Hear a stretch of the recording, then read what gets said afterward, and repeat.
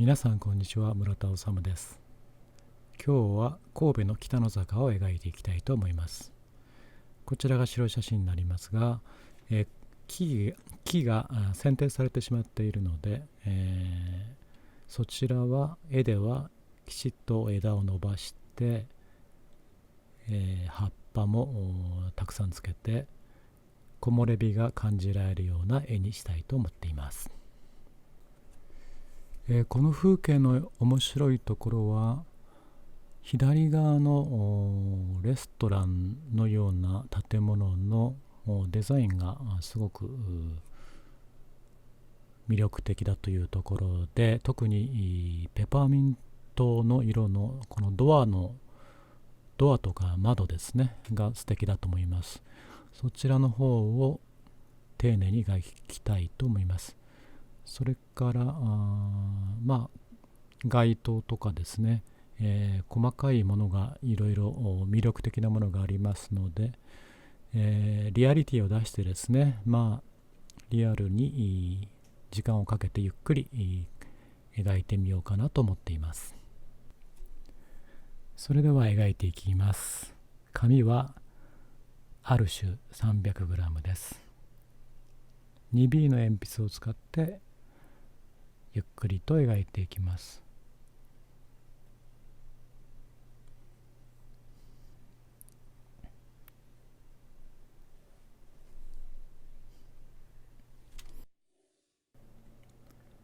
鉛筆の端を持って軽いタッチで描いていきたいと思います。大体の場所ですね、場所を決めるみたいな感じでしょうか。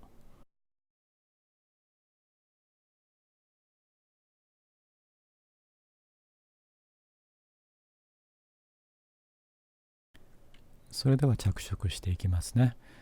使う絵の具はウィンザー&ニュートンになります。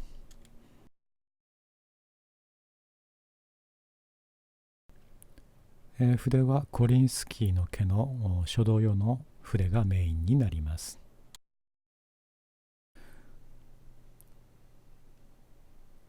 今までと違って今回今回ちょっと使うのは一番下のパレットの下のところにあるやつですけれどもね、コバルトターコイズっていうちょっとペパーミントのような色を使いたいと思います。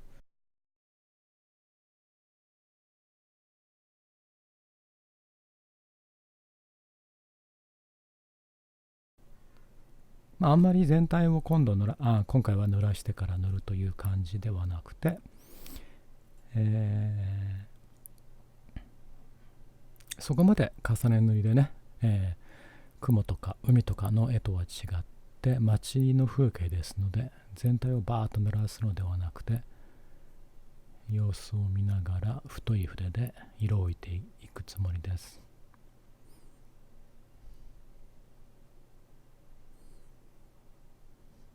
空のところは寒色系ですけれども、建物のところね、暖色系ですね。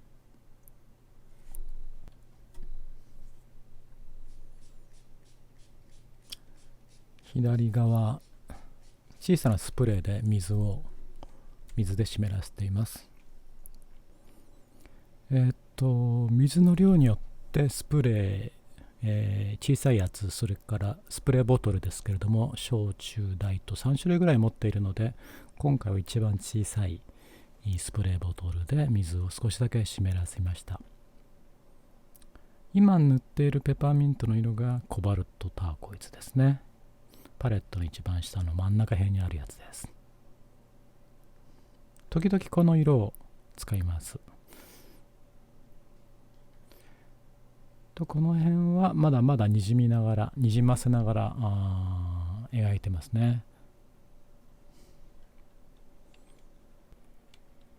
手前の道路のところですが、こういう寒色系の、今コバルトブルーですがを塗っていることが多いです。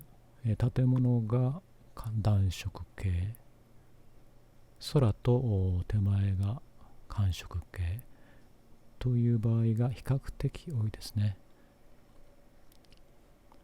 あと下塗りですので、全体に光を感じられるように、オレンジとかですね、それからイエローとかパーマネントローズのような色も塗っています。この辺の描き方はね、いろんな色を散らしているという描き方ですので、今までに何回もやっています。そして特に真ん中にある並木道、資料写真にはないんですが、資料写真ではね切られちゃってますからね、ないんですけども、そこにちょっと秋っぽい色の葉を創作してつけようと思っています。大きく明るいところと暗いところね、色を置いていっています。葉のとこですから、葉っぱのとこですから、散らしてますよね。他の木の絵の時にもこのやり方をやりますので、木の描き方に興味ある方はぜひ他の動画で出ていますので、そちらをご覧ください。一回乾かします。乾かすちょっと前にですね、塩をまきましたので、その跡も残っています。街灯フリーハンドで描いています。後で細かく訂正をしていきますので、最初はフリーハンドでどんどん描いていきます。細かい建物のところですが、こういうふうにラインでね、描いています。このラインが残るか、最終的にね完成の段階で残る場合もあるし、塗ってしまう場合もありますけれど、今は残すつもりで描いています。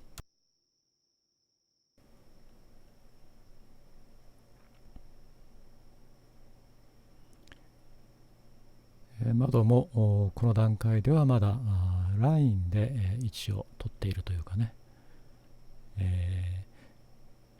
そういう描き方ですが、おそらくもう少し塗り重ねていけばですね、このラインは消えてしまう可能性が高いですね。影のところ、こちらも乾くと薄くなってしまいますので、また後で塗ると思います。今の段階ではそんなにがっちり決めてはいませんね。細かいところの色を置いています。先ほどご紹介しましたコバルトターコイズを、これ2回目でしたかね、塗っています。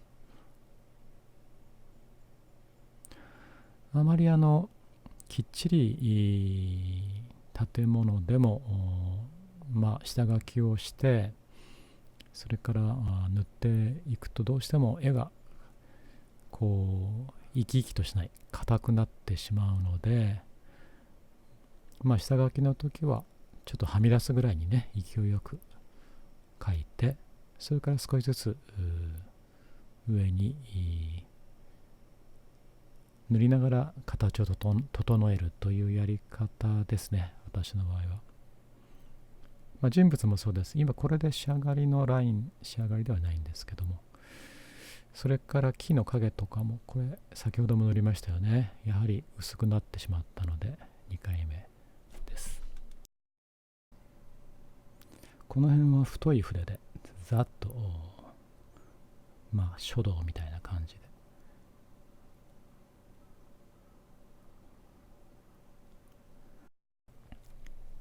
で、窓の枠ってなかなかね難しいと思います。あまりきちっと描いてしまうと硬くなるし、雑にというかラフにやると形が崩れるし、なかなか難しいですよね。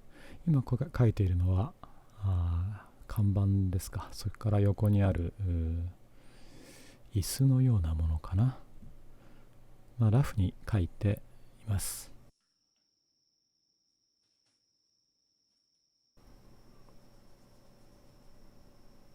えっと全体の明度を資料写真に合わせる作業をしてますね。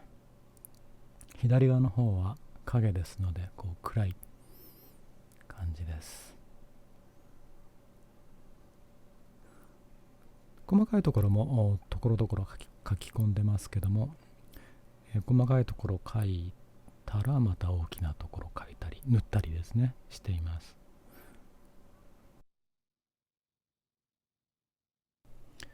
右側の背景の建物は少し薄めにシルエットで描いています。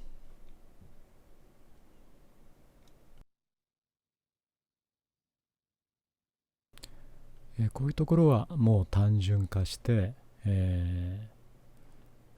で描くと効果的な感じになると思います。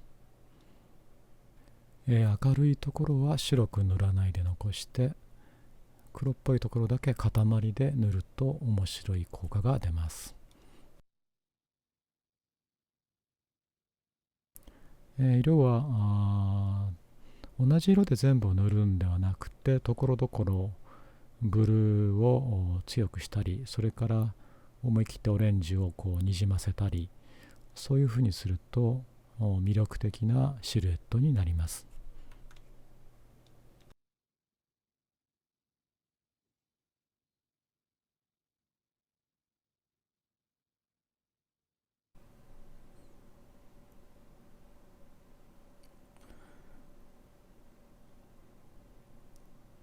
ここは窓のとこですよね。なんかガラスの窓のような感じですね。ちょっとアンテナとかも出ています。ガッシュに水彩絵の具を混ぜると不透明になるんですね、少し。で、この場所ではコバルトターコイズに白のガッシュを混ぜて形を整えました。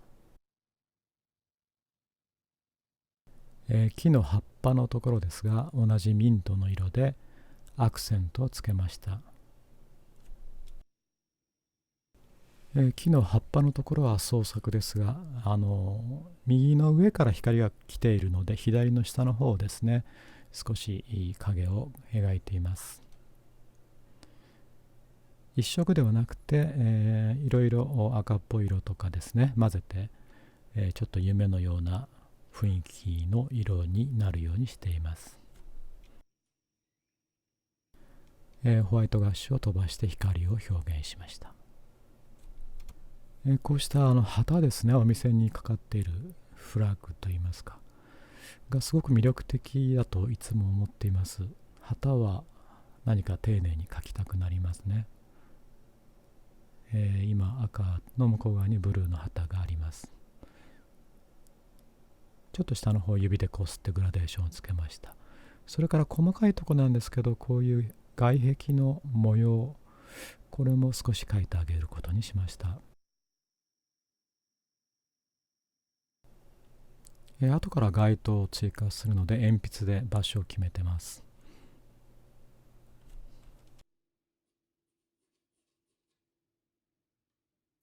黄色いガッシュで、光を表現しています。細かいところを街灯とかドアとか何回か細かく描き込みました。最終的に光をもう少し追加しています。ガッシュを飛ばしていますね。これで仕上がりになります。